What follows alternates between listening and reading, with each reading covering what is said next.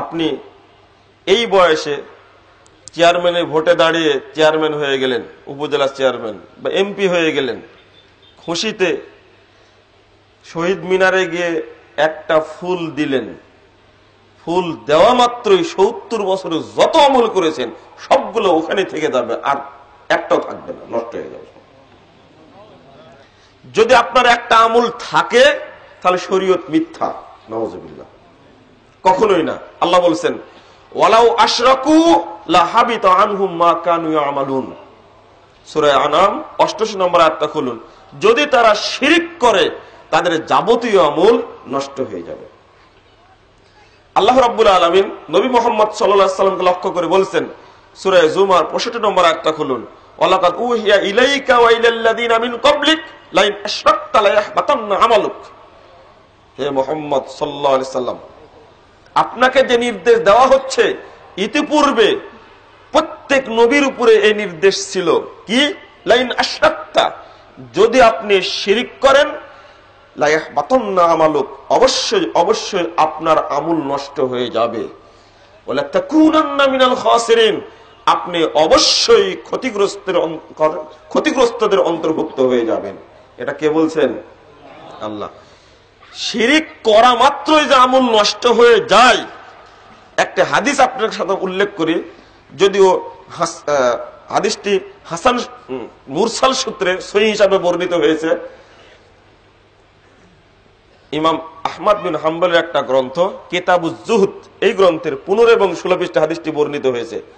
আপনারা হয়তো বিশ্বাস করলেন না, একটা ফুল দিলে যে যাবতীয় আমল নষ্ট হয়ে যাবে, এরা বিশ্বাস করেননি। দেখেন এই হাদিসটা আপনি বিশ্বাস করতে পারেন কিনা। রাসূল সাল্লাল্লাহু আলাইহি ওয়াসাল্লাম একদিন বলছেন মার রাজুলান আল কওম, দুইজন ব্যক্তি একটা এলাকা পার হচ্ছে, কোন পাতিরা এলাকা, ওয়ালাহুম সানাম, তাদের কাছে মূর্তি আছে, কবর আছে। তাদের দাবি হলো এই দিক দিয়ে যারাই অতিক্রম করবে এই মূর্তির জন্য কিছু যেন মানত করে যায়। ফাকালু লিআহাদিহিমা, দুইজনের একজনকে বলল যে তুমি কিছু দান করো। হাদিসের শুরুতে রাসূল সাল্লাল্লাহু আলাইহি ওয়াসাল্লাম একটা কথা বলেছিলেন, দাখালাল জান্নাতা রাজুলুন বিজুবাবিন ওয়া দাখালান নার রাজুলুন বিজুবাবিন। একজন ব্যক্তি জান্নাতে প্রবেশ করবে একটি মশার কারণে, মাছির কারণে, আর আরেকজন ব্যক্তি জাহান্নামে প্রবেশ করবে একটি মশার কারণে। সাহাবা কেরাম বিষয়টা বুঝলেন না, তখন জিজ্ঞেস করলেন কাইফা তারা ইয়া রাসূলুল্লাহ, আল্লাহ নবী আপনি এটা দ্বারা কি বুঝাতে চাইলেন? তখন একটা উদাহরণ পেশ করছেন। দুইজন ব্যক্তি যাচ্ছে, তাদের দাবি হলো, এলাকার দাবি, এদিক দিয়ে পার হতে চাইলে ওই যে মাজারের গোড়ায় রাস্তায় স্পিড ব্রেকার থাকে না, ওরা বসে বসে চায় ওই 4 আনা 8 আনা 1 টাকা 2 টাকা 3 টাকা 5 টাকা চেয়ে চেয়ে মানুষের কাছ থেকে নাই। আর মানুষও মনে করে যেখানে না দিয়ে গেলে গাড়ি হয়তো সামনে গিয়ে নষ্ট হতে পারে, ড্রাইভারও দিয়ে দেয় টাকা, ধরুন এরকম একটা জায়গা। তখন ওই লোকটি বলছে আরে আমার কাছে তো কিছু নেই কিছু দান করার মতো। তখন তারা বলছে ওয়ালাউ কুনতা যুবাবান, তুমি যদি একটা মাছিও পারো তবুও মানত করো। বলে দিল যে ফাকাররাবালাহু যুবাবা, ওই ব্যক্তি একটা মাছি মানত করে দিল। আচ্ছা ঠিক আছে, আমি একটা মাছি মানত করলাম। ফাখাল্লু সাবিলাহু, তারা তার রাস্তা ছেড়ে দিল, ওই লোকটি চলে গেল। আল্লাহ নবী বলছেন দাখালান নার, ওই ব্যক্তি জাহান্নামে চলে গেল। এবার আপনি বলেন এই ব্যক্তির কোনো আমল ছিল না? ওই আমল কোনো কাজ করবে না, শুধু শিরিক করা মাত্রই ওই ব্যক্তির যাবতীয় আমল নষ্ট হয়ে গেছে, আর নেই, ও জাহান্নামে চলে গেছে। মাছির দাম আছে, মশার কোনো দাম আছে? এই দেশে অন্তত নাই। ভবিষ্যতে কোনো মশার আবিষ্কার হলে ওই মশা মানুষকে কামড়াবে না, মানুষের উপকার করে মানুষকে কামড়াবে না। রাসূল মুহাম্মদ সাল্লাল্লাহু আলাইহি ওয়াসাল্লাম এমন একটা জিনিসের উদাহরণ পেশ করেছেন, সেটা কি? মশা। আরে ভেন্না কাঠ যেটা, ওটা তো মহিলার রান্না করে, তা উপকার হয়। পেঁপের গাছ উপকার দেয়? দেয়। পেঁপি গাছ কেটে ফেলে দিয়ে উপকার দেয়? তাও দেয়। রাস্তায় কাদা হয়ে গেলে ক্ষণিকের জন্য ওটা দিলে মানুষ পার হতে পারে। কলার গাছ কেটে দিলে ওই গাছে কোনো উপকার হয়? উপকার হয়। ওই যে মানুষ মারা যাওয়ার পরে যখন দাফন করা হয়, কবরে পানি উঠে, তখন ওর উপরে লাশ রেখে দেয়। কিন্তু মশা দ্বারা উপকার হয়, একটা প্রমাণ দেন দেখি। এমন একটা জিনিসের উদাহরণ দিয়েছেন নবী মুহাম্মদ সাল্লাল্লাহু আলাইহি সাল্লাম।